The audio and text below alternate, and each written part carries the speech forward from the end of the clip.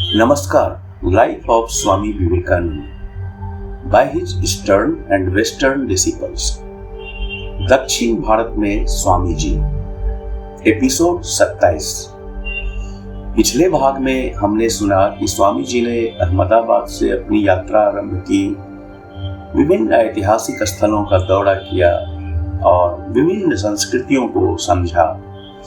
लिमरी के आश्रम में विचित्र अनुभव से गुजरने के बाद वे काठियावाड़, जूनागढ़ और सोमनाथ जैसे स्थानों पर गए, जहां उनकी विद्वत्ता और आध्यात्मिकता ने राजाओं और पंडितों को प्रभावित किया। इस भाग में हम स्वामी विवेकानंद की दक्षिण भारत की महत्वपूर्ण यात्रा के बारे में सुनेंगे। डॉक्टर पालपू, मैसूर के दीवान सर के शेषाद्री अय्यर और त्रावणकोर के राजा से कैसे उनकी मुलाकात ऐतिहासिक बनी, समाज सुधार के उनके विचार और जातिगत भेदभाव के खिलाफ उनके विचारों को समझेंगे। धारवाड़, बेंगलोर, मैसूर, त्रावणकोर और कन्याकुमारी की यात्रा ने भारत के पुनर्जागरण के लिए उनके दृष्टिकोण को एक आकार दिया। कन्याकुमारी की चट्टान पर ध्यान के दौरान उन्होंने भारत के भविष्य और जन सेवा के अपने अद्वितीय उद्देश्य की योजना बनाई। उनका संदेश था, दरिद्र नारायण की सेवा ही सच्चा धर्म है। स्वामी विवेकानंद की इस अद्भुत जीवन यात्रा का हिस्सा बनने के लिए इस भाग को अंत तक सुने। अगर आपको यह प्रयास अच्छा लगे तो कृपया लाइक, कमेंट और हमारे चैनल को सब्सक्राइब करें। अब आगे की गाथा सुनते हैं। जय स्वामी विवेकानंद। मरगांव से स्वामी जी ट्रेन से धारवाड़ गए, वहां से सीधे बेंगलोर पहुंचे। वहां डॉक्टर पी पालपू के घर में अतिथि बनकर ठहरे। डॉक्टर पालपू केरल के इझावा समुदाय से थे और इस कारण उन्हें ऊंची जातियों के हिंदुओं के अत्याचार सहने पड़े थे। आवश्यक योग्यता के बावजूद उन्हें त्रावणकोर में जातिगत भेदभाव के कारण नौकरी नहीं मिली। बाद में उन्होंने मैसूर में नौकरी की। बाद में डॉक्टर पालपू के पुत्र श्री गंगाधरन ने रामकृष्ण मठ के एक स्वामी को बताया कि उनके पिता ने स्वामी जी से अपने राज्य में ऊंची जातियों द्वारा निचली जातियों पर किए जा रहे अत्याचारों की चर्चा की थी। इस पर स्वामी जी ने कहा, ब्राह्मणों के पीछे क्यों जाते, अपने ही समाज में किसी अच्छे और महान व्यक्ति को खोजो और उसका अनुसरण करो। डॉक्टर पालपू ने स्वामी जी की इस सलाह को गंभीरता से लिया और श्री नारायण गुरु को खोजा, जो बाद में इझावा समुदाय के नेता बने। डॉक्टर पालपू ने अपना अधिकांश खाली समय और वेतन का बड़ा हिस्सा अपनी जाति की सेवा में लगा दिया। जल्द ही स्वामी जी का परिचय मैसूर राज्य के दीवान सर के शेषाद्री अय्यर से हुआ। कुछ ही मिनटों की बातचीत में इस महान राजनेता को यह महसूस हो गया कि युवा सन्यासी के भीतर एक चुंबकीय व्यक्तित्व और दिव्य शक्ति है, जो देश के इतिहास पर गहरा प्रभाव डालने की क्षमता रखती है। यह ज्ञात नहीं है कि स्वामी जी और दीवान की पहली मुलाकात कहाँ हुई, लेकिन हाल की जानकारी से पता चलता है कि स्वामी जी लगभग 3-4 सप्ताह तक दीवान के अतिथि के रूप में मैसूर में उनके घर पर रहे। वहां स्वामी जी ने मैसूर दरबार के अधिकारियों और कुलीन वर्ग के लोगों से भेंट की। बाद में वे मैसूर के महाराजा के अतिथि के रूप में महल में ठहरे। जहां भी स्वामी जी गए, वहां न केवल हिंदू बल्कि अन्य धर्मों के लोग भी उनके प्रति समान रूप से आकर्षित हुए। उदाहरण के लिए राज्य के मुस्लिम पार्षद अब्दुल रहमान साहब को यह जानकर हैरानी हुई कि यह हिंदू सन्यासी मुस्लिम धर्म ग्रंथों का भी गहरा ज्ञान रखता था। वे यह नहीं जानते थे कि स्वामी जी ने कुछ साल पहले ही कुरान को अपनी आध्यात्मिक संपत्ति बना लिया था। इस मुस्लिम व्यक्ति ने कुरान से जुड़े अपने संदेह स्वामी जी की सहायता से सुलझाए। सर शेषाद्री अय्यर इस विद्वान साधु से बहुत प्रभावित थे। एक अवसर पर उन्होंने कहा, हम में से कई ने धर्म के बारे में बहुत पढ़ा है, लेकिन क्या फायदा। यह युवा व्यक्ति जिसकी अंतर्दृष्टि किसी भी व्यक्ति से अधिक है जिसे मैंने आज तक जाना है, यह तो जन्म से ही धर्म का ज्ञाता रहा होगा, अन्यथा इतनी कम उम्र में इतना गहन ज्ञान और ऐसी अंतर्दृष्टि कैसे प्राप्त की जा सकती है। यह सोचते हुए कि मैसूर के महाराजा को इस युवा आचार्य में रुचि हो सकती है, सर शेषाद्री अय्यर ने स्वामी जी का उनसे परिचय कराया।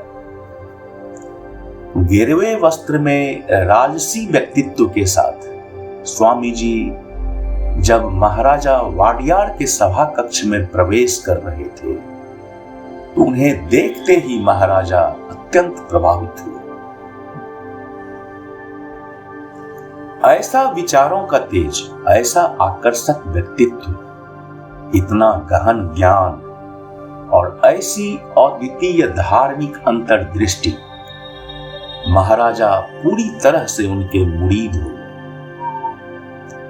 इसके बाद स्वामी जी को राजकीय अतिथि बनाया गया और महल में ही एक निवास प्रदान किया गया।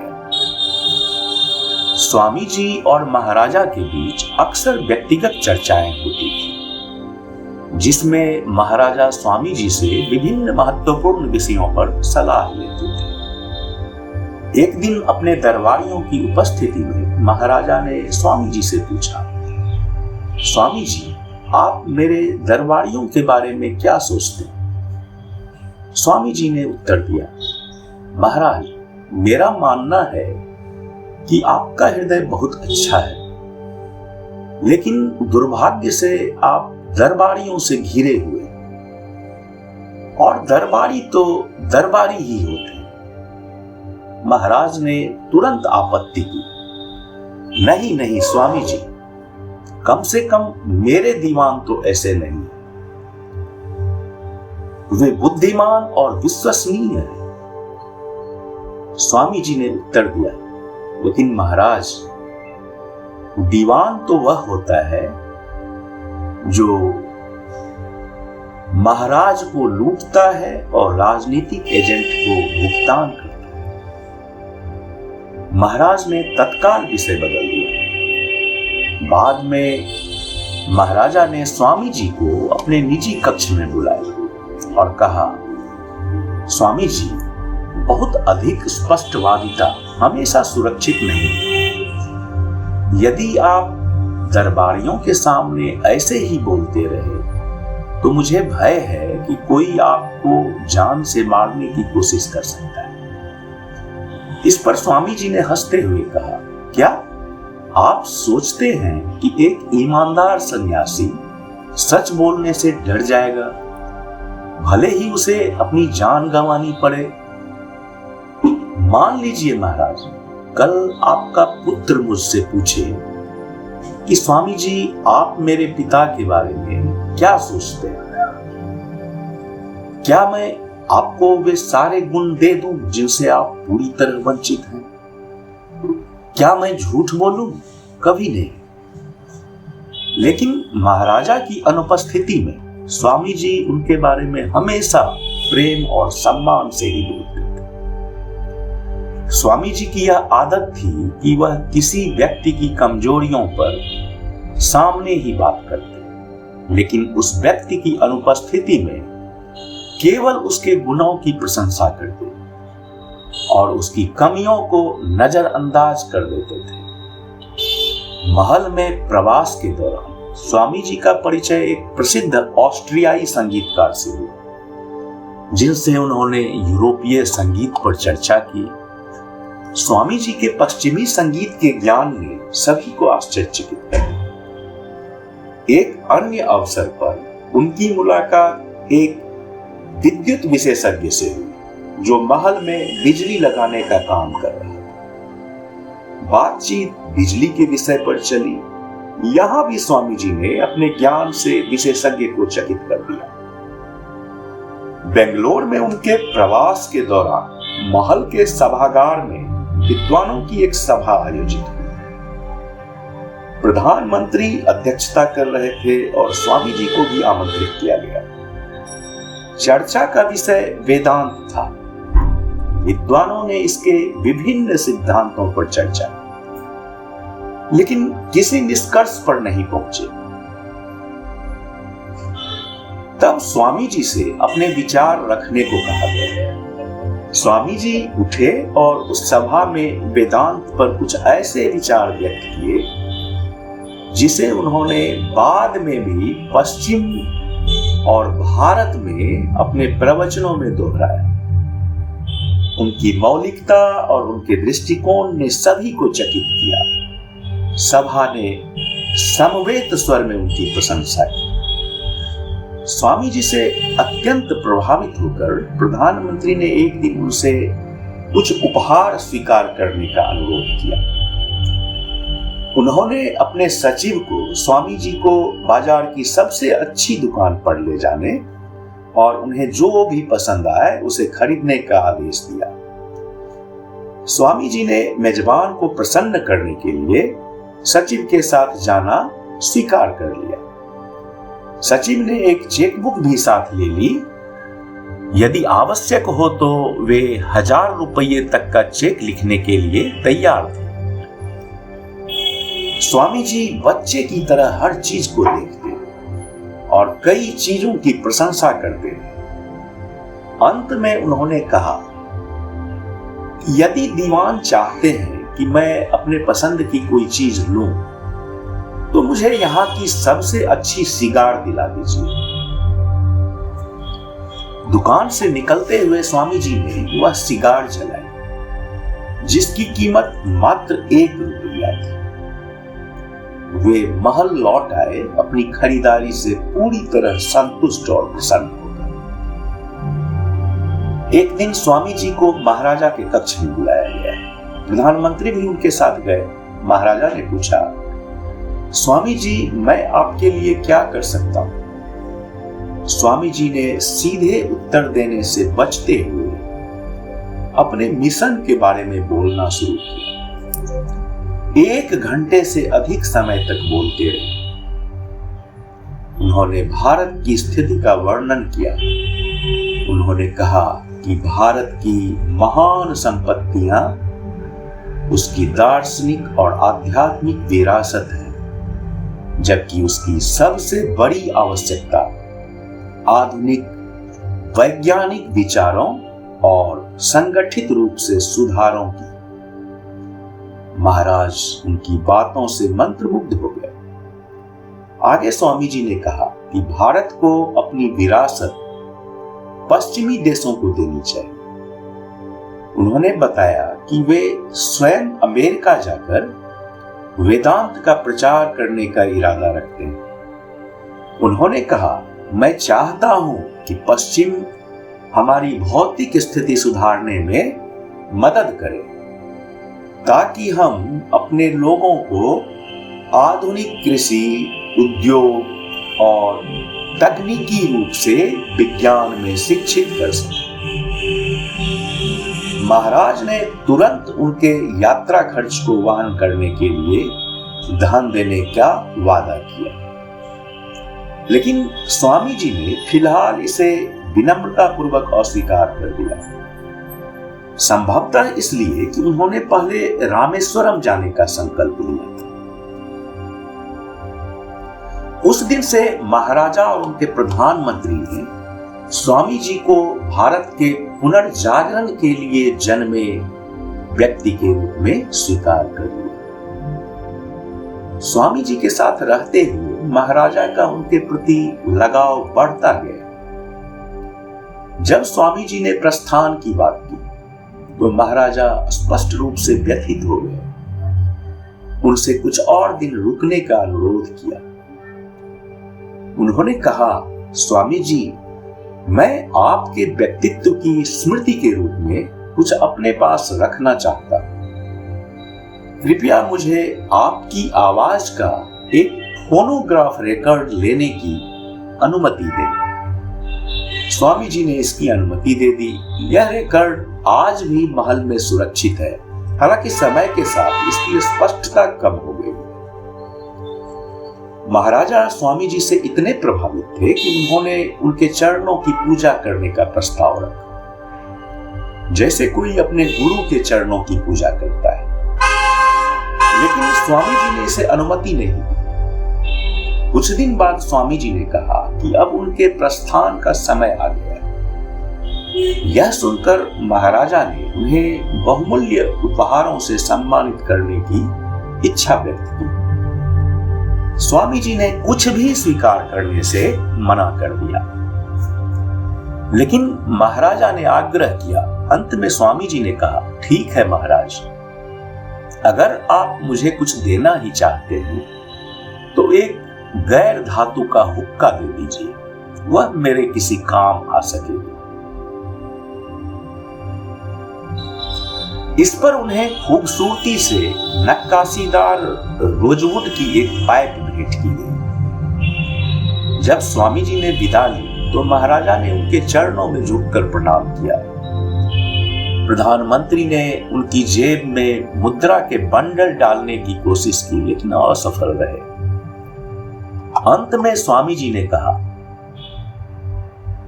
यदि आप मेरे लिए कुछ करना चाहते हैं तो कृपया एक रेल टिकट खरीद दें। यह समझते हुए कि स्वामी जी इससे अधिक कुछ भी स्वीकार नहीं करेंगे, प्रधानमंत्री ने एक द्वितीय श्रेणी का रेल टिकट खरीद कर उन्हें दिया और कोचीन के कार्यवाहक दीवान श्री शंकरैया के नाम एक परिचय पत्र दिया। इसके बाद स्वामी जी त्रिशूर गए।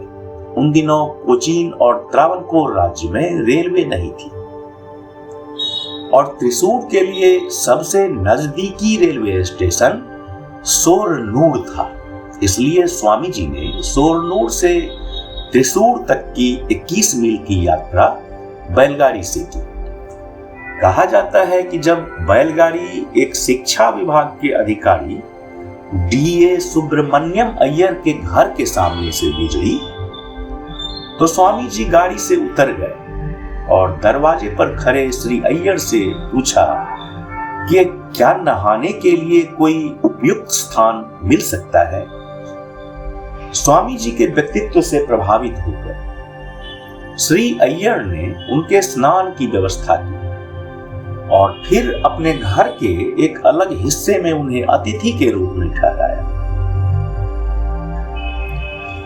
बाद में सुब्रमण्यम अय्यर स्वामी जी को सरकारी जिला अस्पताल ले गए, जहां डॉक्टर डिसूजा ने उनके गले के दर्द का इलाज किया। त्रिशूर में स्वामी जी कुछ ही दिन रुके। इसके बाद वे कंगनूर गए, जो अपनी शिक्षा परंपरा और काली मंदिर के लिए प्रसिद्ध था। कंगनूर में लोगों ने एक सुबह स्वामी जी को काली मंदिर के पास एक बरगद के पेड़ के नीचे बैठे हुए देखा। स्वामी जी ने मंदिर में प्रवेश कर देवी की पूजा करने का प्रयास किया, लेकिन मंदिर के रक्षकों ने उन्हें रोक दिया। स्वामी जी बिना क्रोधित हुए बाहर से ही देवी को प्रणाम करके वापस पेड़ के नीचे लौट आए। उनके गिरवे वस्त्र और तेजस्वी आंखों ने एक युवा का ध्यान आकर्षित किया, जो स्वामी जी से मजाक करने के इरादे से उनके पास गया। लेकिन जब उसने स्वामी जी को करीब से देखा और उनकी गहनता को समझा तो निराश होकर लौट गया। उसी समय कंगनूर महल के 2 राजकुमार वो चुन्नी थम्पुरान और भट्टन थम्पुरान मंदिर आए। उस युवा ने उन्हें स्वामी जी से मिलवाया, जो अभी भी बरगद के पेड़ के नीचे बैठे थे। दोनों राजकुमार शास्त्रों में पारंगत थे और स्वामी जी के तेजस्वी व्यक्तित्व को देखकर समझ गए कि यह साधारण व्यक्ति नहीं है। जब उन्होंने स्वामी जी से संपर्क किया तो स्वामी जी ने उनसे पूछा कि उन्हें मंदिर में प्रवेश क्यों नहीं करने दिया गया। राजकुमारों ने उत्तर दिया कि बाहरी व्यक्तियों की जाति का पता लगाना कठिन होता है, इसलिए यह प्रथा प्रचलित है। इस विषय पर स्वामी जी और राजकुमारों के बीच संस्कृत में तर्क वितर्क। स्वामी जी ने स्थानीय परंपरा में हस्तक्षेप नहीं करना चाहा, भले ही राजकुमार बाद में उनकी योग्यता को देखकर उन्हें मंदिर में प्रवेश की अनुमति देने को तैयार हो गए। यह तर्क वितर्क 2 दिन तक चला, जिसमें राजकुमार पराजित हुए। तीसरे दिन वे स्वामी जी की पवित्र संगति की इच्छा लेकर उनके पास गए। जब वे वहां पहुंचे तो उन्होंने स्वामी जी को ध्यान मग्न पाया। वे तब तक प्रतीक्षा करते रहे जब तक स्वामी जी ध्यान से बाहर नहीं आ गए। स्वामी जी का तेजस्वी और शांत स्वरूप उन्हें शास्त्रों में वर्णित ध्यानस्थ व्यक्ति की याद दिला गया। ध्यान समाप्त होने के बाद स्वामी जी ने राजकुमारों से संस्कृत में वार्ता की। विदा लेते समय राजकुमारों ने स्वामी जी के चरणों में प्रणाम किया। राज परिवार की कुछ विदुषी महिलाएं स्वामी जी से मिलने आई और शुद्ध संस्कृत में उनसे बातचीत की। स्वामी जी यह देखकर आश्चर्यचकित हुए कि महिलाएं इतनी धारा प्रवाह संस्कृत बोल सकती हैं। भारत के किसी अन्य भाग में उन्होंने ऐसा नहीं देखा था। निस्संदेह यह उनके लिए एक सुखद अनुभव था। चौथे दिन राजकुमार फिर मंदिर गए, लेकिन वे निराश हो गए जब उन्होंने स्वामी जी को बरगद के पेड़ के नीचे नहीं देखा। स्वामी जी नगर छोड़कर कोचीन की ओर जा चुके। कुछ महीनों बाद जब राजकुमारों ने अखबार में शिकागो की धर्म महासभा में स्वामी विवेकानंद की सफलता के बारे में पढ़ा, उनका चित्र देखा तो पहचान लिया कि वही सन्यासी जिनसे उन्होंने बरगद के पेड़ के नीचे चर्चा की थी, स्वामी विवेकानंद थे। तब उन्हें उनके नाम का पता चला। हाल के शोध से पता चलता है कि स्वामी जी एर्नाकुलम कोचीन राज्य में पहुंचे, जहां उनकी मुलाकात श्री चट्टम्बी स्वामी से हुई, जो केरल के प्रसिद्ध नारायण गुरु के गुरु थे। यह मुलाकात दिसंबर 1892 में हुई। 1971 में श्री बोधा शरण, जो चट्टम्बी स्वामी के घनिष्ठ परिचित थे, उन्होंने श्री शंकर प्रसाद बसु को अपनी स्मृतियां बताते हुए कहा कि मैं चट्टम्बी स्वामी के बहुत नजदीक था। मैंने उनसे अक्सर स्वामी जी के साथ उनकी भेंट के बारे में सुना है। ये घटना स्वामी जी की कन्याकुमारी यात्रा के पहले या बाद की हो सकती है। एर्नाकुलम में एक दिन श्री चंदूलाल और एक ब्राह्मण रामैया, जो हर सुबह और शाम समुद्र तट पर टहलने जाते थे, उन्होंने अपनी नियमित सैर के दौरान एक नाव को आते हुए देखा। नाव से एक सन्यासी उतरे, जो गेरुए वस्त्र पहने हुए था और हाथ में दंड लिए हुए थे। उन्हें देखकर उन्होंने सोचा कि यह अवश्य ही एक महान और सच्चे सन्यासी होंगे, इसलिए इनसे अवश्य मिलना चाहिए। वे उनके पास गए और सन्यासी से मिले, जो उनसे हिंदी में बात करने लगे। उनमें से एक ने स्वामी जी को अपने घर ले जाकर पूछा, क्या आप अंग्रेजी जानते हैं? स्वामी जी ने टूटी फूटी हिंदी में उत्तर दिया, थोड़ा जानता। लेकिन बाद में यह स्पष्ट हुआ कि स्वामी जी अंग्रेजी भाषा के गहन ज्ञाता थे। यह समाचार जल्द ही पूरे एर्नाकुलम में फैल गया। बड़ी संख्या में लोग स्वामी जी से मिलने के लिए जमा होने लगे। उसी समय चट्टम्बी स्वामी भी एर्नाकुलम में थे। एक बार उन्होंने स्वामी जी से मिलने का प्रयास किया, लेकिन जब उन्होंने भीड़ देखी तो दूर से ही देखकर चले गए। स्थानीय लोगों ने स्वामी जी को चट्टम्बी स्वामी के बारे में बताया और कुछ ने वादा किया कि वे चट्टम्बी स्वामी को स्वामी जी से मिलवाने लाएंगे। इस पर स्वामी जी ने कहा, वे महान व्यक्ति हैं जैसा आप बता रहे हैं, तो उन्हें मेरे पास क्यों आना चाहिए? मैं ही उनके पास जाऊंगा। चट्टम्बी स्वामी उस समय शंकर मेनन के घर में रह रहे थे। स्वामी जी उनसे वहां मिलने गए। चूंकि चट्टम्बी स्वामी हिंदी नहीं जानते थे तो उनकी बातचीत संस्कृत में हुई। चट्टम्बी स्वामी स्वामी जी को एक पेड़ के नीचे ले गए जहां वे एकांत में बात कर सके। पेड़ पर मेजबान का पाला हुआ एक बंदर था।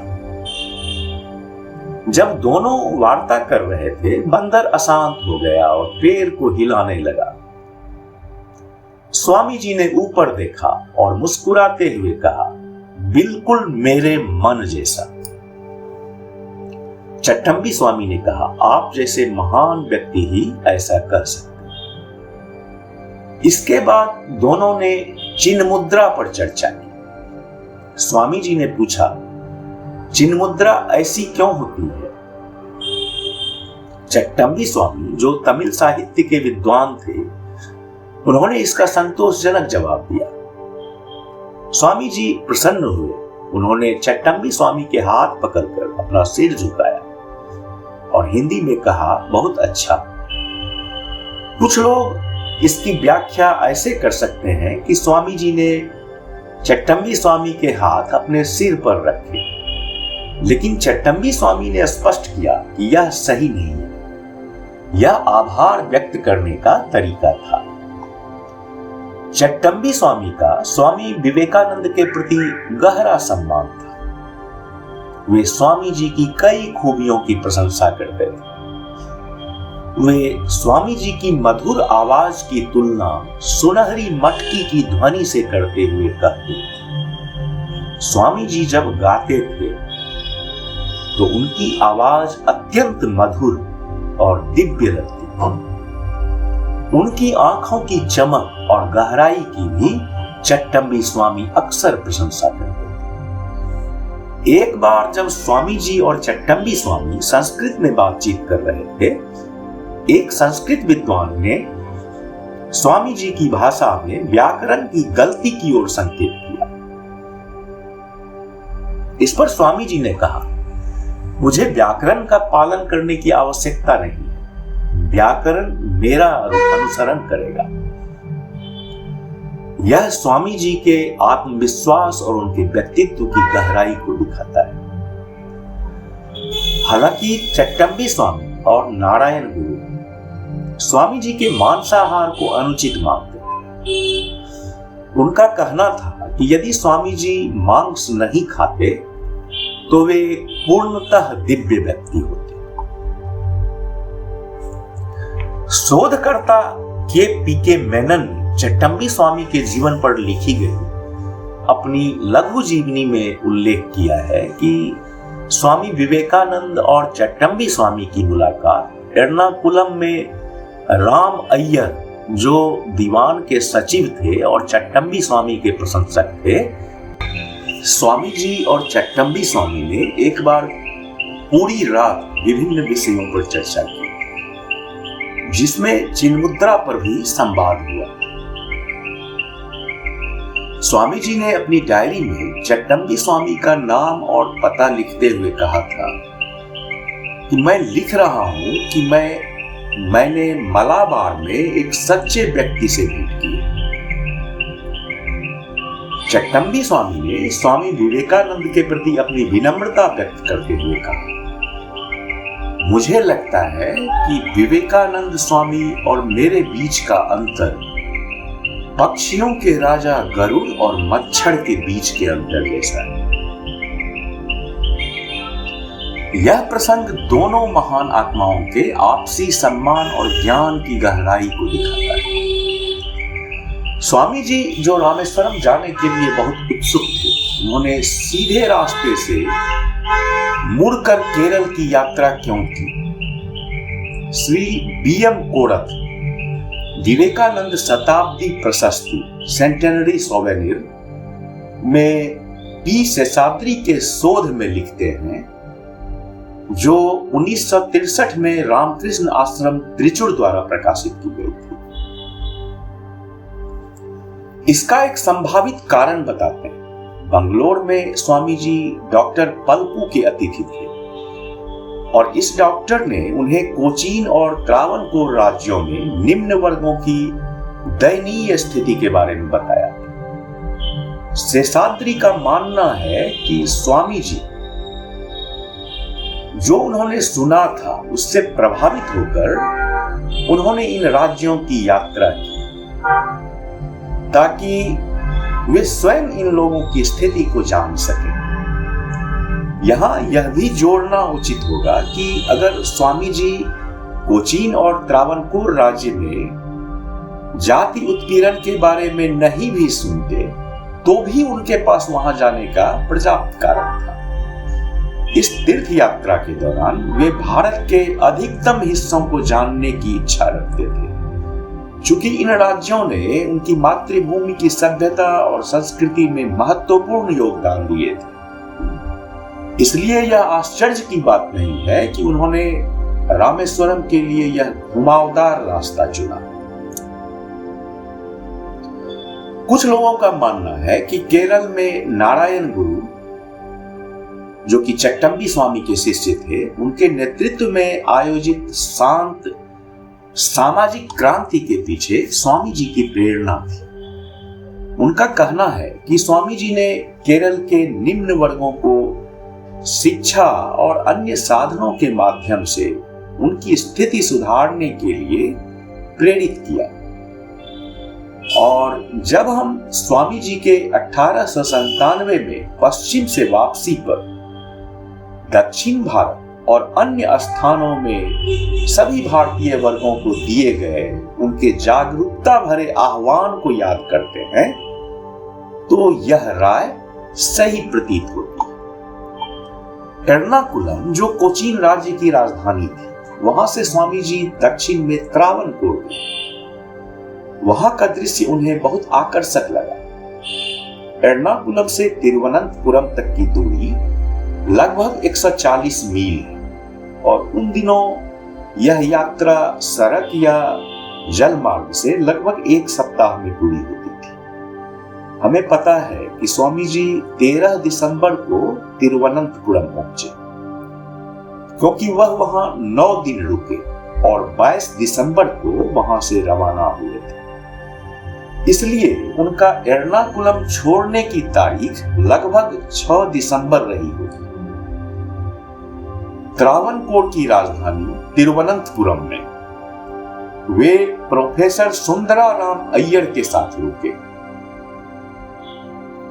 जो त्रावणकोर के महाराज के भतीजे और प्रथम राजकुमार के शिक्षक थे। ये सज्जन स्वामी जी के 9 दिन के प्रवास के बारे में लिखते हैं। मैंने पहली बार स्वामी विवेकानंद से तिरुवनंतपुरम में दिसंबर 1893 में मुलाकात की और उन्हें जानने का सौभाग्य प्राप्त हुआ। वह मेरे पास अपने मोहम्मडन गाइड के साथ आए थे। मेरे दूसरे बेटे जो 12 साल का था, उसने स्वामी जी को भी एक मोहम्मडन समझा और मुझे ऐसा ही बताया, क्योंकि स्वामी जी का पहनावा असामान्य था। लगभग पहली चीज जो उन्होंने मुझसे करने को कहा वह था उनके मोहम्मदन अटेंडेंट के भोजन की व्यवस्था करना। वह अटेंडेंट कोचीन राज्य सेवा में एक चपरासी था और उसे त्रिवेंद्रम में स्वामी जी के साथ जाने का आदेश दिया गया था। स्वामी जी ने पिछले 2 दिन में लगभग कुछ नहीं लिया था सिवाय थोड़े दूध के, और जब मोहम्मदन चपरासी को भोजन प्रदान कर दिया गया उसके बाद स्वामी जी ने अपनी आवश्यकताओं की ओर ध्यान दिया। कुछ मिनटों की बातचीत के बाद मुझे एहसास हुआ कि स्वामी जी एक महान व्यक्ति थे। उनसे पता चला कि एर्नाकुलम छोड़ने के बाद से उन्होंने लगभग कुछ नहीं खाया था। मैंने उनसे पूछा कि वह किस प्रकार का भोजन खाते हैं। उन्होंने जवाब दिया, जो भी आप पसंद करें, हम सन्यासियों की कोई विशेष पसंद नहीं होती। हमने थोड़ी सी बातचीत की क्योंकि डिनर के लिए कुछ ही समय बचे थे। जब मुझे पता चला कि स्वामी जी बंगाली हैं, तो मैंने यह देखा कि बंगाली समाज ने कई महान व्यक्तियों को जन्म दिया है और इसमें सबसे प्रमुख हैं केशव चंद्र सेन। तब स्वामी जी ने मुझे अपने गुरु श्री रामकृष्ण के नाम का उल्लेख किया और उनकी आध्यात्मिक क्षमताओं के बारे में संक्षेप में बताया। मुझे यह कहकर पूरी तरह से चकित कर दिया कि केशव श्री रामकृष्ण के मुकाबले में सिर्फ एक बच्चा है। न केवल वह बल्कि पिछली पीढ़ी के कई अन्य प्रमुख बंगाली भी इस संत से प्रभावित हुए थे। केशव ने बाद के जीवन में इनकी प्रेरणा का लाभ उठाया था और अपने धार्मिक दृष्टिकोण में सुधार किया था। कई यूरोपीय लोगों ने श्री रामकृष्ण के संपर्क में आने की कोशिश की थी और उन्हें अर्धदैवीय व्यक्ति माना था। बंगाल के पूर्व जन शिक्षण निदेशक श्री C.H. टोनी ने इस महान संत के चरित्र, उनकी प्रतिभा, सर्वात्मकता और प्रेरणादायक शक्ति पर एक पेपर लिखा था। स्वामी जी की उपस्थिति, उनकी आवाज, उनकी आंखों की चमक, उनके शब्दों और विचारों की धारा इतनी प्रेरणादायक थी कि मैंने उस दिन तिरुवनंतपुरम के पहले राजकुमार मार्तंड वर्मा के महल में जाने का इरादा त्याग दिया, जो मेरी शिक्षा के अंतर्गत अपने MA की डिग्री के लिए अध्ययन कर रहे थे। शाम को हम त्रिवेंद्रम कॉलेज में रसायन विज्ञान के प्रोफेसर रंगाचारी के घर गए, जो उस समय दक्षिण भारत में एक विद्वान और वैज्ञानिक के रूप में अपनी ख्याति के शिखर पर थे। उन्हें घर पर नहीं पाकर हम त्रिवेंद्रम क्लब गए। वहां स्वामी जी का परिचय मैंने विभिन्न सज्जनों से कराया, बाद में प्रोफेसर रंगाचारी से भी। साथ ही दिवंगत प्रोफेसर सुंदरम पिल्ले और अन्य लोगों से, जिनमें मुझे स्पष्ट रूप से एक पूर्व ब्राह्मण दीवान और मेरे मित्र नारायण मेनन याद। एक घटना घटी जिसने स्वामी जी के एक प्रमुख गुण को उजागर किया कि कैसे वे अपने आसपास हो रही हर चीज को ध्यान से देखते, कैसे उन्होंने अपनी अद्वितीय विनम्रता और मधुर स्वभाव के साथ मिलकर ध्यान की उपस्थिति और प्रतिवाद की शक्ति को एकत्रित किया, जो किसी भी विरोधी को शीघ्र शांत कर सकती थी। श्री नारायण मेनन ने शाम को क्लब से जाते समय ब्राह्मण दीवान को सलाम किया और दीवान ने उसका जवाब कुछ इस तरह दिया जैसे शूद्रों के सलाम के जवाब में ब्राह्मण अपने बाएं हाथ को दाएं हाथ से थोड़ा ऊंचा उठा देते थे। जब हम अलग हो रहे थे तो दीवान ने स्वामी जी को प्रणाम किया, जिसे बाद में स्वामी जी ने हिंदू सन्यासियों की प्रचलित शैली में केवल नारायण का नाम लेकर उत्तर दिया। इससे ब्राह्मण दीवान को गुस्सा आया, क्योंकि वे चाहते थे कि स्वामी जी भी उन्हें उसी तरह प्रणाम करें जैसा उन्होंने किया था। स्वामी जी ने उनसे कहा, यदि आप नारायण मेनन के अभिवादन का उत्तर अपने रिवाज के अनुसार दे सकते हैं, तो मुझे सन्यासी के रिवाज का पालन करते हुए आपके प्रणाम का उत्तर देने में ऐतराज क्यों होना चाहिए। इस जवाब का अपेक्षित प्रभाव हुआ और अगले दिन उस सज्जन के भाई ने आकर पिछली रात की असुविधाजनक घटना के लिए क्षमा मांगी। क्लब परिसर में उनका प्रवास भले ही छोटा था, लेकिन स्वामी जी के व्यक्तित्व ने सभी पर गहरी छाप छोड़ी। अगले दिन स्वामी जी ने राजकुमार मार्तंड वर्मा से मुलाकात की, जो मेरे द्वारा आगंतुक की असाधारण बौद्धिक और प्रभावशाली क्षमता की जानकारी पाकर उनके साथ साक्षात्कार करने की इच्छा रखते थे। स्वाभाविक रूप से मैं स्वामी जी के साथ गया। स्वामी जी ने विभिन्न देशी राजाओं और दरबारों की यात्रा का उल्लेख किया। राजकुमार रुचि ले रहे थे और उनसे उनके विचारों के बारे में पूछताछ करने लगे। स्वामी जी ने उन्हें बताया कि जिन सभी हिंदू शासक राजाओं से वह मिले थे, उनमें से वे सबसे ज्यादा बड़ौदा के गायकवाड़ की क्षमता, देशभक्ति, ऊर्जा और दूरदर्शिता से प्रभावित हुए थे।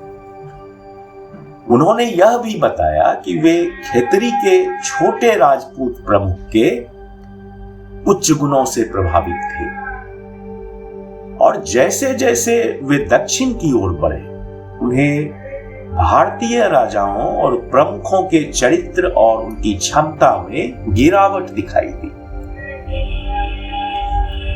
तब राजकुमार ने उनसे पूछा कि क्या उन्होंने उनके चाचा त्रावणकोर के शासक से मुलाकात की थी। स्वामी जी ने बताया कि उन्हें अभी तक हिज हाइनेस से मिलने का समय नहीं मिला है। मैं यहां यह उल्लेख करना चाहूंगा कि 2 दिन बाद दीवान श्री शंकरा सुब्बीर के माध्यम से एक मुलाकात का प्रबंध किया गया था। महाराजा ने स्वामी जी का स्वागत किया, उनका कुशलक्षेम पूछा और कहा कि दीवान उन्हें त्रिवेंद्रम और राज्य के अन्य हिस्सों में उनके प्रवास के दौरान सारी सुविधाएं प्रदान करेंगे। यह मुलाकात केवल 2-3 मिनट तक चली। इस वजह से स्वामी जी थोड़े से निराश लौटे। स्वामी जी की राजकुमार मार्तंड वर्मा के साथ बातचीत पर लौटे। फिर स्वामी जी ने राजकुमार मार्तंड वर्मा के अध्ययन और उनके जीवन के लक्ष्यों के बारे में पूछा। राजकुमार ने उत्तर दिया कि वह त्रावणकोर के लोगों के कार्यों में रुचि ले रहे हैं और उन्होंने महाराजा के और शासक परिवार के एक वफादार सदस्य के रूप में उसकी भलाई के लिए जो कुछ कर सकते हैं करने का संकल्प लिया। राजकुमार जैसे कि सभी लोग जो उनके संपर्क में आए थे, वे स्वामी जी के प्रभावशाली व्यक्तित्व और उनकी विशेषताओं से प्रभावित हुए बिना नहीं रहे। एक शौकिया फोटोग्राफर होने के नाते मार्तंड वर्मा ने स्वामी जी से फोटो के लिए निवेदन किया और एक अच्छी तस्वीर खींची, जिसे उन्होंने कौशल पूर्वक एक प्रभावशाली चित्र में विकसित किया और बाद में मद्रास संग्रहालय में आयोजित अगली ललित कला प्रदर्शनी में उसे प्रदर्शन के लिए भेजा। स्वामी जी ने पाया कि मैं जीवन और विश्वास के पारंपरिक हिंदू तरीकों की ओर अधिक झुका हुआ था। शायद इसलिए उन्होंने मेरे स्वाद और विचारों के अनुरूप बातचीत की। हालांकि कभी कभी वे सिर्फ देशाचार या स्थानीय रीति रिवाज के पालन की कड़ी निंदा करते थे। स्वामी जी ने एक बार विज्ञान द्वारा पुरुषों की निष्ठा पर किए गए अत्यधिक दावों पर एक जोरदार हमला किया। यदि धर्म में अंधविश्वास है तो विज्ञान में भी अंधविश्वास है। दोनों यांत्रिक और विकासवादी सिद्धांत जांच पर अपर्याप्त और असंतोषजनक पाए जाते हैं। फिर भी कई लोग पूरे ब्रह्मांड को एक खुले रहस्य के रूप में देखते हैं। अज्ञेयवाद ने भी पुरुषों की प्रतिष्ठा में बड़ा स्थान प्राप्त किया है, लेकिन भारतीय विचार नियंत्रण विज्ञान के नियमों और सत्य को अनदेखा कर अपनी अज्ञानता और अपने अहंकार को प्रकट किया है। पश्चिमी मनोविज्ञान मानव प्रकृति के अति चेतन पहलू से निपटने में बुरी तरह विफल रहा। जहां यूरोपीय विज्ञान रुक जाता है, भारतीय मनोविज्ञान आता है और उच्च अस्तित्व और अनुभव की अवस्थाओं से वास्तविकता को समझने और सीखने में मदद करता है। केवल धर्म और विशेष रूप से भारतीय संतों का धर्म मानव मन के सूक्ष्म और गुप्त कार्यों को समझ सकता है और आध्यात्मिक लालसाओं पर विजय प्राप्त कर सकता है, ताकि एक अस्तित्व को साकार कर सके और बाकी सब कुछ उसकी सीमा और पदार्थ के बंधन के तहत अभिव्यक्ति के रूप में समझ सके। स्वामी जी ने जाति संस्था के बारे में बात की और माना कि ब्राह्मण तब तक जीवित रहेगा जब तक वह निस्वार्थ कार्य करता है और अपना ज्ञान मुक्त रूप से देता है। स्वामी जी के वास्तविक शब्दों में जो अभी भी मेरे कानों में गूंज रहे हैं, ब्राह्मण ने भारत के लिए महान कार्य किए, वह भविष्य में भारत के लिए और भी महान कार्य करेगा। स्वामी जी ने महिलाओं की स्थिति और विवाह के संबंध में शास्त्रीय नियमों और निर्देशों में किसी भी हस्तक्षेप के खिलाफ खुद को खड़ा किया।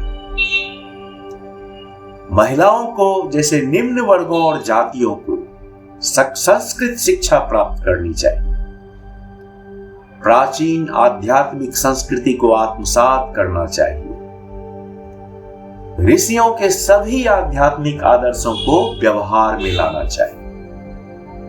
फिर वे अपनी स्थिति को प्रभावित करने वाले सभी प्रश्नों का हल ढूंढ लेगी और धर्म के सत्य की अपनी जानकारी और उनकी आवश्यकताओं की प्रबुद्ध समझ द्वारा उन्हें हल करेंगी।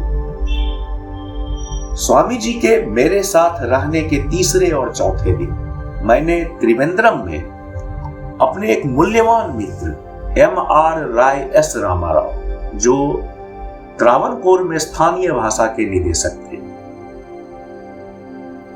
उनको सूचना भेजी। मुझे स्पष्ट रूप से याद है कि एक बार श्री रामाराव ने स्वामी जी से इंद्रिय निग्रह को समझाने की इच्छा व्यक्त की। स्वामी जी ने एक ज्वलंत कहानी सुनाई जो लीला सुख कृष्ण कर्णामृतम के प्रसिद्ध गायक की तरह थी। उन्होंने उस अंतिम चरण में बताया है कि नायक वृंदावन जाता है और सेठ की बेटी के प्रति अपने प्रेमपूर्ण प्रयास के पश्चाताप में अपनी आंखें निकाल देता है और अपने जीवन के शेष दिन भगवान श्री कृष्ण की ध्यानमग्न आराधना में बिताने का संकल्प लेता है। यह चित्रण मेरे साथ आज भी रहता है, 21 वर्षों के बाद भी।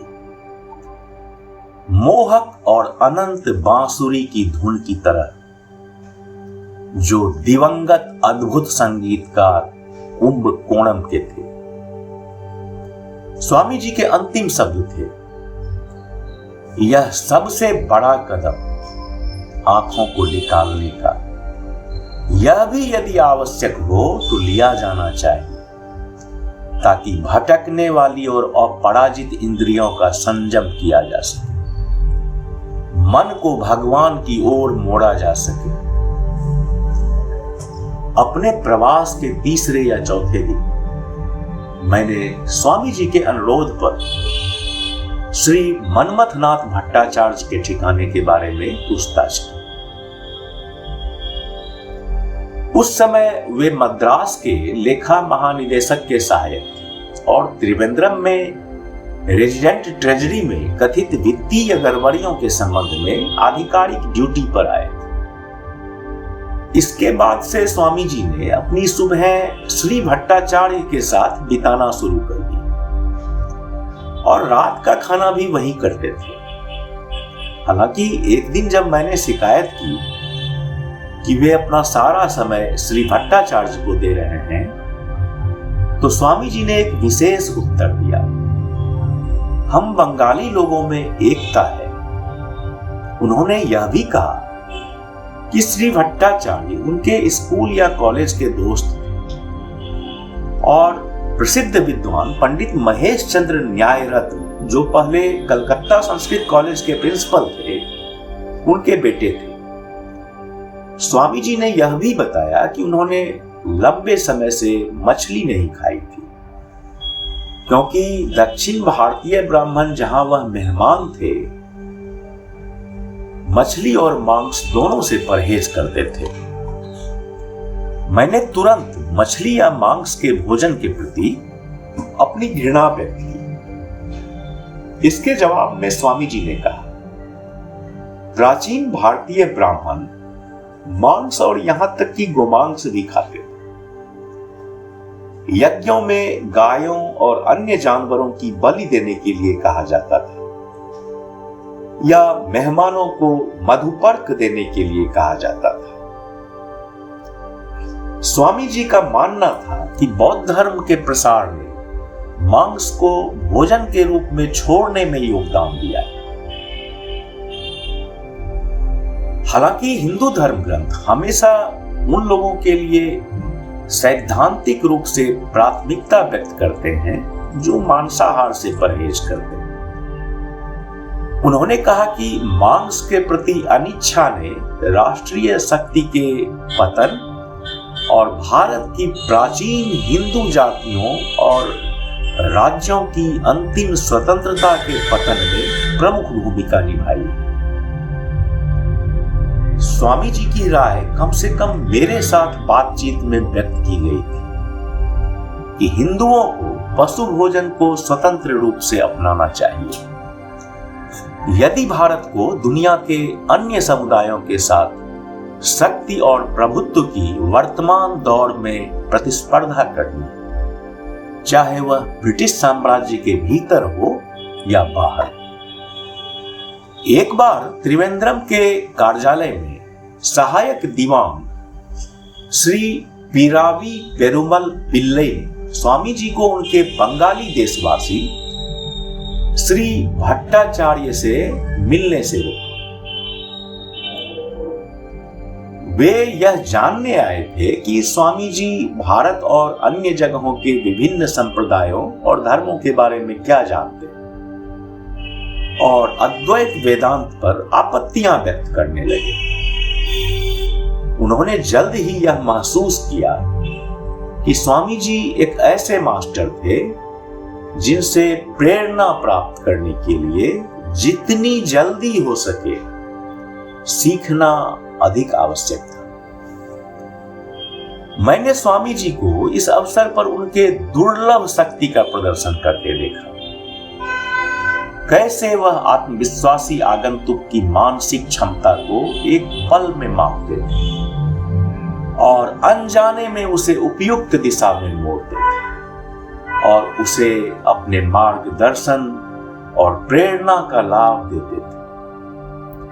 इस अवसर पर स्वामी जी ने ललिता विस्तार से बुद्ध के वैराग्य का वर्णन करने वाले कुछ श्लोकों को उद्धृत किया।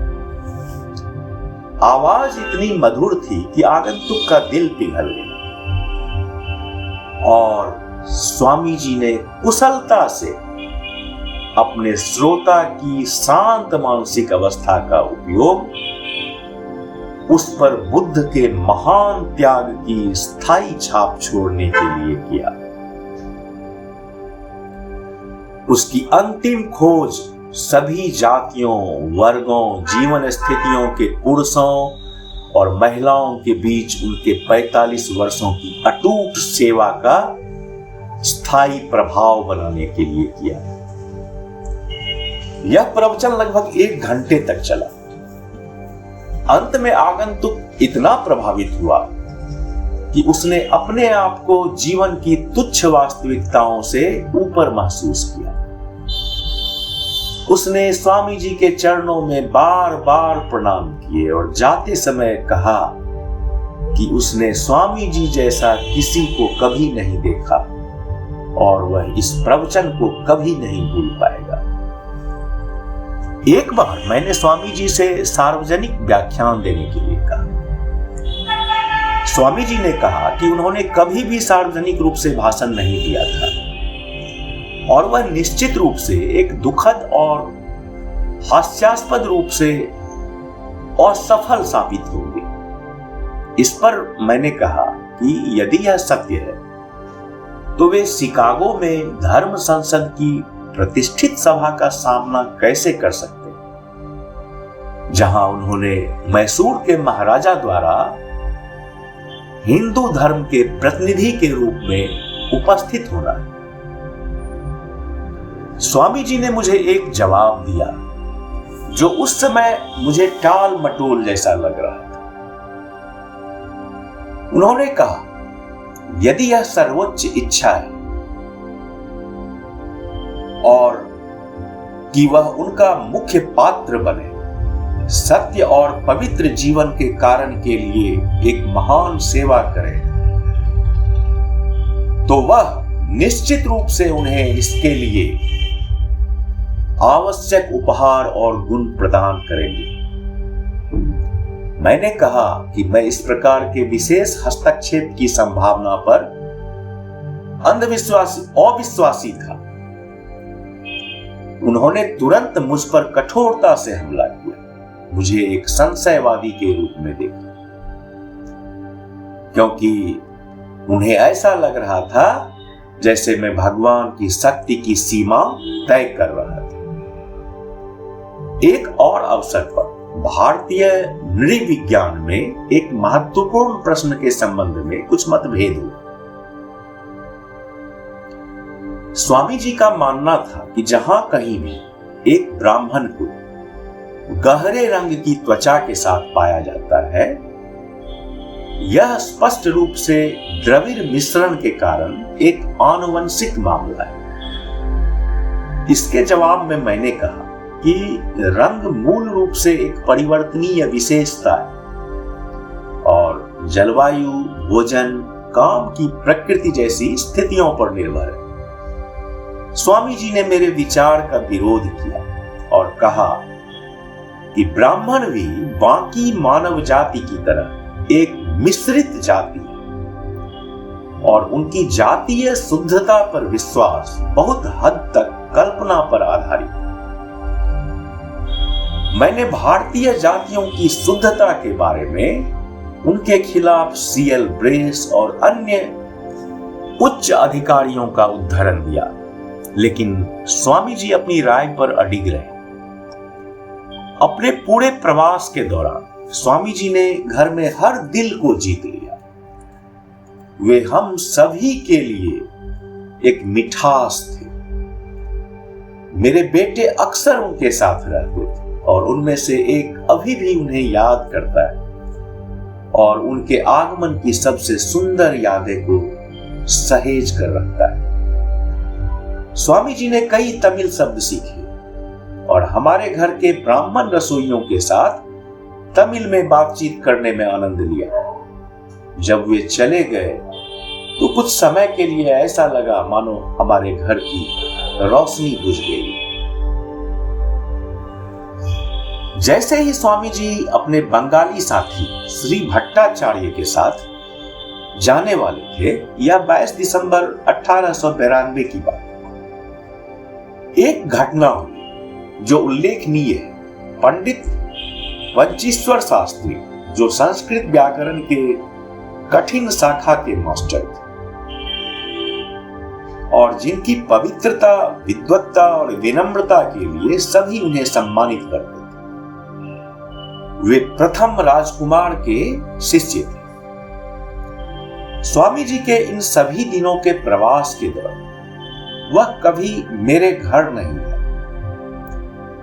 जैसे ही स्वामी जी जा रहे थे, वह उपस्थित हुए और मुझसे एक संक्षिप्त साक्षात्कार की व्यवस्था करने की विनती की।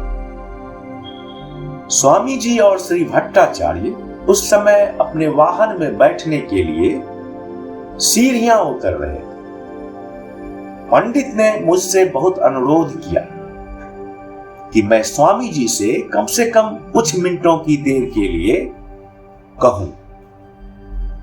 यह जानने पर कि स्वामी जी ने उनसे संस्कृत में संक्षिप्त बातचीत की, जो केवल 7-8 मिनट तक चली। पंडित जी ने मुझे कहा कि यह व्याकरण से संबंधित थी और उस संक्षिप्त बातचीत के दौरान भी स्वामी जी ने अपने सटीक संस्कृत व्याकरण की जानकारी और संस्कृत भाषा पर अपनी पूर्ण महारत दिखाई। इसके साथ ही स्वामी जी का 9 दिनों का प्रवास समाप्त हुआ। आज की मेरी याद में यह 9 दिनों का प्रवास एक आश्चर्य जैसा लगता है। यह छाप कभी मिट नहीं सकती। स्वामी जी के तिरुवनंतपुरम आगमन के दिन, जैसा कि हमने देखा, प्रोफेसर सुंदराराम अय्यर ने उनका परिचय रंगाचारी से कराया। इस प्रकार श्री एस.के. नायर, क्योंकि त्रावणकोर के थे, उन्होंने इन प्रोफेसरों की स्वामी जी के साथ संगति और स्वामी जी द्वारा छोड़ी गई छाप के बारे में लिखा। ये दोनों सज्जन, जो स्वयं अंग्रेजी और संस्कृत में विद्वान थे, स्वामी जी के साथ निरंतर बातचीत से आनंद और लाभ प्राप्त करते थे। जो कोई भी उनसे परिचित होता, उनके प्रभावशाली व्यक्तित्व से प्रभावित हुए बिना नहीं रह सकता। स्वामी जी में एक अद्भुत क्षमता थी कि वे एक साथ कई व्यक्तियों के कई सवालों का उत्तर दे सकते थे। चाहे वह स्पेंसर पर चर्चा हो या शेक्सपियर, कालिदास के विचार, डार्विन का विकास सिद्धांत, यहूदियों का इतिहास, आर्य सभ्यता का विकास, वेद, इस्लाम, ईसाई धर्म, कोई भी प्रश्न स्वामी जी एक उपयुक्त उत्तर के साथ तैयार रहते। एक स्वच्छ हृदय, एक शुद्ध और तपस्वी जीवन, एक खुला मन, एक उदार आत्मा, एक व्यापक दृष्टिकोण और गहरी सहानुभूति, ये स्वामी जी के विशिष्ट गुण थे। श्री के.एस. रामास्वामी शास्त्री, प्रोफेसर सुंदराराम अय्यर के पुत्र, जिनकी स्मृतियों का भी उल्लेख किया गया है, उस समय कॉलेज के छात्र थे जब स्वामी जी उनके घर में ठहरे थे। वह लिखते हैं, मुझे स्वामी विवेकानंद से मिलने और 1892 के अंत में तिरुवनंतपुरम में उनके साथ कई दिन बिताने का सौभाग्य प्राप्त हुआ। स्वामी जी हमारे घर में 9 दिनों तक ठहरे। एक दिन उन्होंने मुझसे और मेरे पिता से कहा, व्यावहारिक देशभक्ति का मतलब सिर्फ मातृभूमि के प्रति प्रेम की भावना नहीं है, बल्कि हमारे साथी देशवासियों की सेवा करने का संकल्प है। मैंने पूरे भारत का पैदल भ्रमण किया है, अपनी आंखों से हमारे लोगों की अज्ञानता, दुख और गंदगी को देखा है। मेरी आत्मा पूरी तरह से जल रही है और मैं इन बुरी स्थितियों को बदलने की प्रबल इच्छा से जल रहा हूं। कोई कर्म की बात ना करे। अगर यह उनका कर्म है कि वे दुख झेलें, तो यह हमारा कर्म है कि हम उनके दुखों को दूर करें। यदि आप भगवान को पाना चाहते हैं तो मनुष्य की सेवा करें। नारायण तक पहुंचने के लिए आपको दरिद्र नारायणों की सेवा करनी होगी, भारत के लाखों भूखे लोगों की। हालांकि श्री रामास्वामी शास्त्री ने यहां नहीं कहा है, लेकिन यह ज्ञात है कि तिरुवनंतपुरम में स्वामी जी ने निजी तौर पर पूरे भारत को प्रभावित करने वाले कई सुधारों की आवश्यकता सिखाई, विशेष रूप से गरीबों की स्थिति में सुधार के संदर्भ। उस याद को जारी रखते हुए आगे एक और दिन स्वामी जी ने मुझसे कहा, तुम अभी भी एक युवा लड़के। मैं आशा और इच्छा करता हूं कि किसी दिन तुम श्रद्धा पूर्वक उपनिषदों, ब्रह्मसूत्रों और भगवत गीता का अध्ययन करो, जो प्रस्थान त्रयी के नाम से जाने जाते हैं। साथ ही साथ इतिहास, पुराण और आगमों का भी। इन सभी के समान तुम्हें दुनिया में कहीं और नहीं मिलेगा। सभी जीवित प्राणियों में से केवल मनुष्य के हृदय में जानने की भूख है कि चीजें कहां से, क्यों और कैसे होती। स्वामी विवेकानंद तिरुवनंतपुरम से केप कोमरिन की ओर 1892 के अंत में गए। केप कोमरिन से स्वामी जी रामनाथ के लिए पैदल गए और वहां से पुदुचेरी और अंत में मद्रास पहुंचे। पहले यह माना जाता था कि स्वामी जी तिरुवनंतपुरम से रामेश्वरम गए और वहां से कन्याकुमारी। के.एस. रामास्वामी शास्त्री के 1953 में प्रकाशित उपरोक्त संस्मरण उस दृष्टिकोण का खंडन करते हैं। यह कि स्वामी जी तिरुवनंतपुरम से सीधे कन्याकुमारी गए थे, इसकी पुष्टि श्री रामास्वामी शास्त्री ने 19 जनवरी 1965 को रामकृष्ण मठ के महासचिव को लिखे पत्र में भी की, जिसमें उन्होंने लिखा कि 1893 में हमारे घर से प्रस्थान की पूर्व संध्या पर स्वामी जी महाराज ने कहा कि वह कन्याकुमारी जा रहे हैं। जब वह जनवरी 1897 में मद्रास आए तो मैंने उनसे मुलाकात की। उन्होंने मुझे बताया कि वे रात को चट्टान पर रुके। यह गवाही स्वामी जी के शिष्य जीजी नरसिंहाचार्य द्वारा 27 जुलाई 1902 को बेंगलोर के वेदांत सोसाइटी की स्मारक सभा में दिए गए भाषण से मेल खाती है। स्वामी जी तिरुवनंतपुरम पहुंचे। श्री सुंदराराम अय्यर और श्री रंगाचारी ने उनसे मुलाकात की। स्वामी जी कुछ समय उनके साथ रहे और फिर लेखा महानिदेशक के सहायक श्री भट्टाचार्य की पार्टी में शामिल हो गए, जो उस समय वहां मौजूद थे। दोनों बंगाली होने के नाते उन्होंने एक साथ यात्रा की, रामेश्वरम का दौरा किया और पुडुचेरी के रास्ते मद्रास पहुंचे। यहां कहीं भी स्वामी जी के कन्याकुमारी के रास्ते मद्रास पहुंचने का उल्लेख नहीं है, बल्कि उनके पुडुचेरी के रास्ते मद्रास पहुंचने का वर्णन है, जो रामेश्वरम से मद्रास के लिए सीधा मार्ग था। त्रिवेंद्रम से रामेश्वरम के लिए सबसे छोटा रास्ता नागरकोइल और मदुरई के रास्ते हैं, जो स्वामी जी के पहले कन्याकुमारी जाने के पक्ष में एक और प्रमाण है, क्योंकि नागरकोइल कन्याकुमारी के बहुत करीब है। यदि यह सुनिश्चित होता कि स्वामी जी ने 1892 के क्रिसमस ईव या क्रिसमस डे पर कन्याकुमारी में चट्टान पर ध्यान किया था, तो स्वामी जी के निश्चित मार्ग का पता चलता।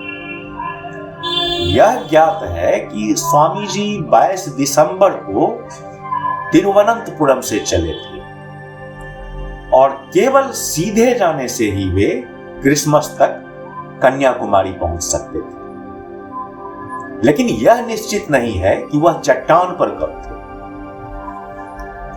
हालांकि जैसा पहले उल्लेख किया गया कि सबूतों का बड़ा हिस्सा तिथियों के किसी भी विचार को अलग करके रखा जाए, तो हमें यह सोचने पर मजबूर करता है कि स्वामी जी ने मनमथ बाबू और उनकी पार्टी के साथ 55 मील की यात्रा कन्याकुमारी के लिए की।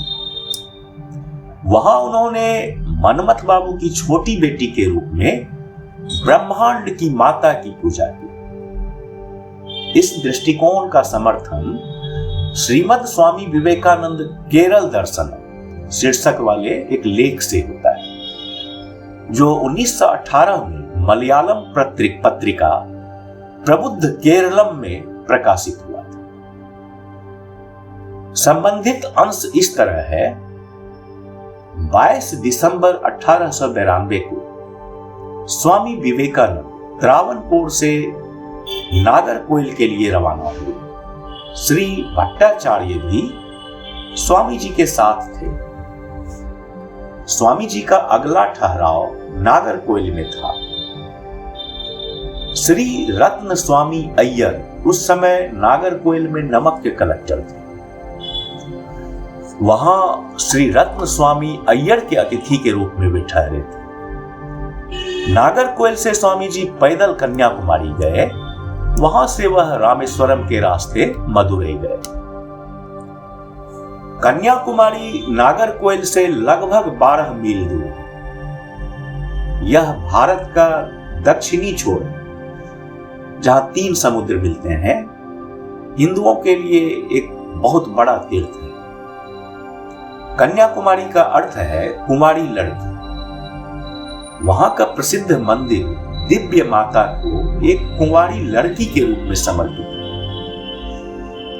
जैसे एक बच्चा अपनी मां के पास लौटने के लिए उत्सुक होता है, वैसे ही स्वामी जी उस समुद्र तट के मंदिर में माता को देखने के लिए उत्सुक थे। मंदिर पहुंचकर वे उनकी मूर्ति के सामने उत्साह में नतमस्तक हो गए। मुख्य भूमि के सिरे से लगभग 2 फरलांग दूर समुद्र, जहां माता का मंदिर 2 चट्टानें, जो पिछले कुछ दशकों से विवेकानंद चट्टान के नाम से जानी जाती है। पुराणों के अनुसार इन दोनों में से बड़ी और दूर वाली चट्टान वह है जिसे देवी के धन्य चरणों द्वारा पवित्र किया गया है, क्योंकि यही वह स्थान है जहां देवी ने कन्या के रूप में महादेव को पाने के लिए तपस्या की। इसलिए यह चट्टान लंबे समय से शाक्तों द्वारा आध्यात्मिक अभ्यास के अनुकूल माना जाता रहा है।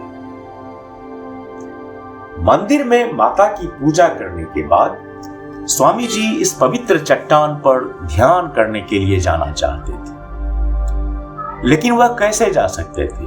नाविक को देने के लिए एक पाई भी नहीं थी। बिना किसी देरी के सार्क से भरे समुद्र में वे कूद गए और तैर कर पार गए। उनके चारों ओर अशांत सागर था, लेकिन उनके मन की अशांति सागर से अधिक थी। वहां भारत की अंतिम चट्टान पर बैठकर उन्होंने अपने देश के वर्तमान और भविष्य पर गहन ध्यान किया। देश के पतन के मूल कारण की खोज की। एक दृष्टा की दृष्टि से उन्होंने समझा कि भारत को महिमा के शिखर से पतन की गहराइयों तक क्यों फेंक दिया गया था। जहां केवल हवा और लहरों की आवाज सुनी जा सकती थी, स्वामी जी ने भारतीय दुनिया के उद्देश्य और उपलब्धियों पर विचार किया। उन्होंने बंगाल, महाराष्ट्र या पंजाब के बारे में नहीं सोचा, बल्कि भारत और भारतीय जीवन के बारे में सोचा। उनके सामने सदियां बिछी हुई थी। भारतीय संस्कृति की वास्तविकताओं और संभावनाओं को समझा। उन्होंने भारत को एक विश्व निर्माता की तरह व्यवस्थित और समग्र रूप में देखा, जैसे कोई वास्तुकार अपनी योजनाओं को ठोस रूप में देखता है। उन्होंने देखा कि धर्म भारत के लाखों लोगों के जीवन का रक्त है। भारत, उन्होंने अपने हृदय की शांति में इस शब्द को महसूस किया। भारत केवल उस उच्चतम आध्यात्मिक चेतना के नवीनीकरण और पुनर्स्थापन के माध्यम से उठेगा, जिसने उसे हमेशा राष्ट्रों और आस्था का पालना बनाया। उन्होंने इसकी महानता देखी, कमजोरियों को भी देखा। राष्ट्र ने अपनी पहचान खो दी थी। उनके विचार से एकमात्र आशा ऋषियों की संस्कृति के पुनर्जन्म में निहित थी। धर्म भारत के पतन का कारण नहीं था। सत्य तो यह था कि सच्चे धर्म का पालन कहीं नहीं हो रहा था, क्योंकि जब धर्म का पालन किया जाता है तो यह सबसे शक्तिशाली बल में से एक होता है। एक एकाग्र सन्यासी, एक सुधारक, एक राष्ट्र निर्माता, एक विश्व निर्माता में बदल गया था। उनकी आत्मा भारतीय गरीबी पर कोमलता और पीड़ा के साथ चिंतन करती थी। उन्होंने सोचा, ऐसा धर्म किस काम का है जिससे लाखों जनसमूह बहिष्कृत हो। हर जगह और हर समय उन्होंने देखा कि गरीबों को उन पर सत्तारूढ़ किसी भी शक्ति द्वारा उत्पीड़ित किया गया था। पुरोहित वर्ग का प्रभुत्व, जाति का निरंकुश शासन और सामाजिक शरीर में जो क्रूर विभाजन ये पैदा करते हैं, जिसके कारण धर्म के बहुसंख्यक अनुयायी बहिष्कृत हो जाते हैं। स्वामी जी ने इसे भारत की प्रगति के लिए लगभग अपराजेय बाधा के रूप में देखा। उनका हृदय जनसमूह के लिए धड़कता था। वह जैसे उनके संसार में प्रवेश कर गए थे। उन्होंने उनके दुखों को अपनी आत्मा में साझा किया। उनकी अपमानित अवस्था से वे स्वयं को अपमानित महसूस करने लगे।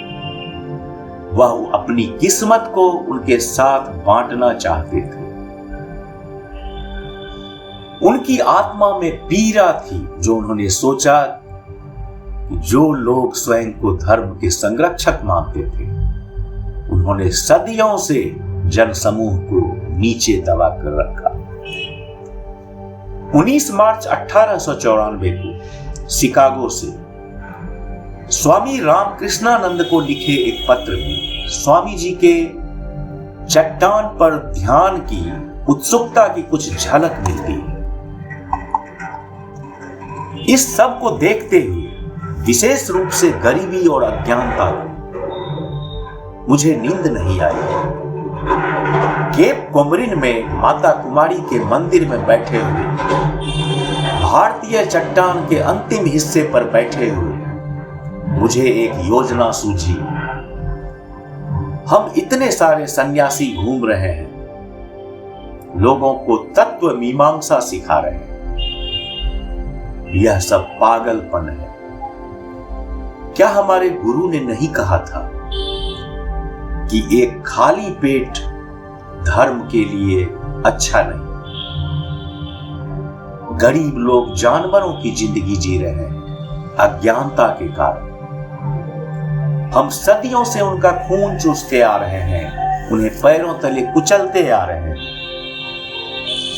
लेकिन उपाय स्पष्ट दृष्टि वाले स्वामी ने देखा कि त्याग और सेवा भारत के दोहरे आदर्श होने चाहिए।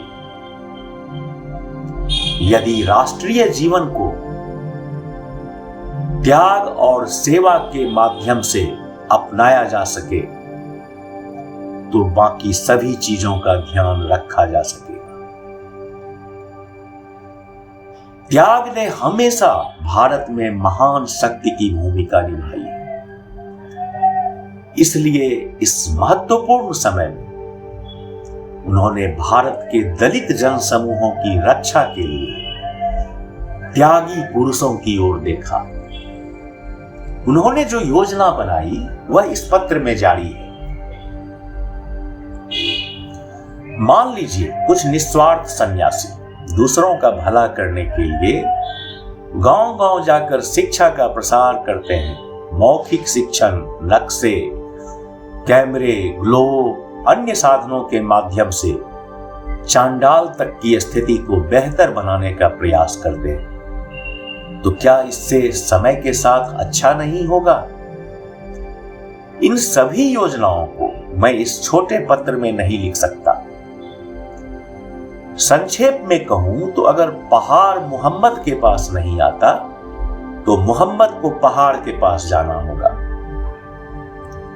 गरीब इतने गरीब हैं कि वे स्कूल तक नहीं आ सकते। उन्हें कविताएं पढ़ने से कुछ भी हासिल नहीं होगा। हमने एक राष्ट्र के रूप में अपनी पहचान खो दी है और यही भारत में सभी गड़बड़ी का कारण है। हमें राष्ट्र को उसकी खोई हुई पहचान वापस देनी है। जन समूहों को उठाना है। हिंदू, मुस्लिम, ईसाई सभी ने उन्हें पैरों तले कुचला है। फिर से उन्हें उठाने की शक्ति अंदर से आनी चाहिए। हर देश में बुराइयां धर्म के साथ नहीं, धर्म के खिलाफ मौजूद है। इसलिए दोष धर्म का नहीं, मनुष्य का है। एक बिना पैसे का सन्यासी क्या कर सकता था? निराशा के बीच उसे प्रेरणा मिली। उसने समस्त भारत को नापा था।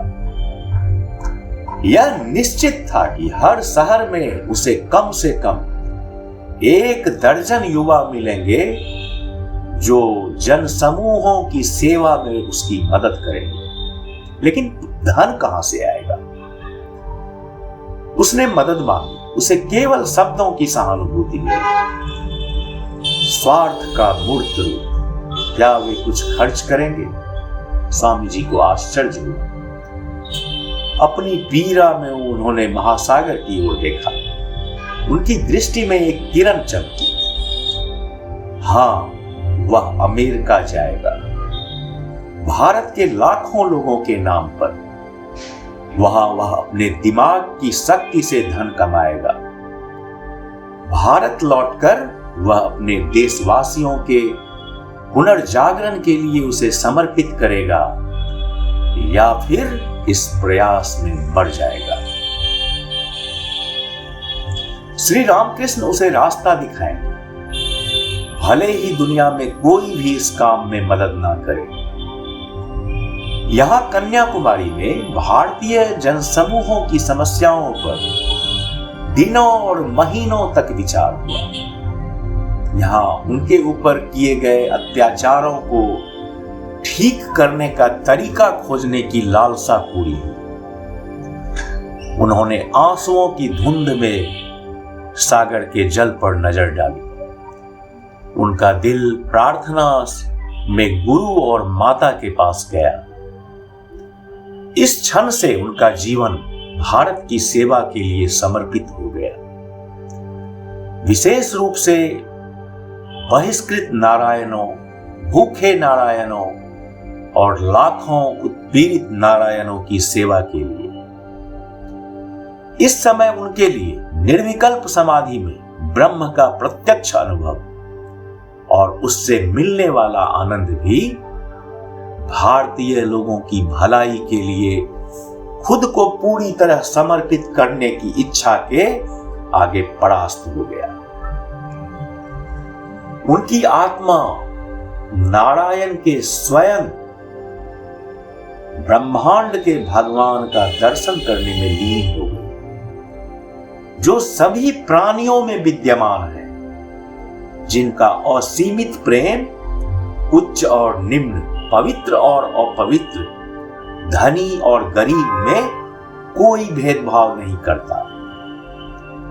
उनके लिए धर्म अब मानव प्रयास का विशेष क्षेत्र नहीं था, यह पूरी व्यवस्था को समाहित करता था। वेद, ऋषि, तपस्या और ध्यान, सर्वोच्च दृष्टि, लोग, उनका जीवन, उनकी आशाएं, उनके दुख, उनकी गरीबी। उन्होंने देखा कि गरीबों और पीड़ितों के बिना धर्म एक सूखी पुआल की तरह थी।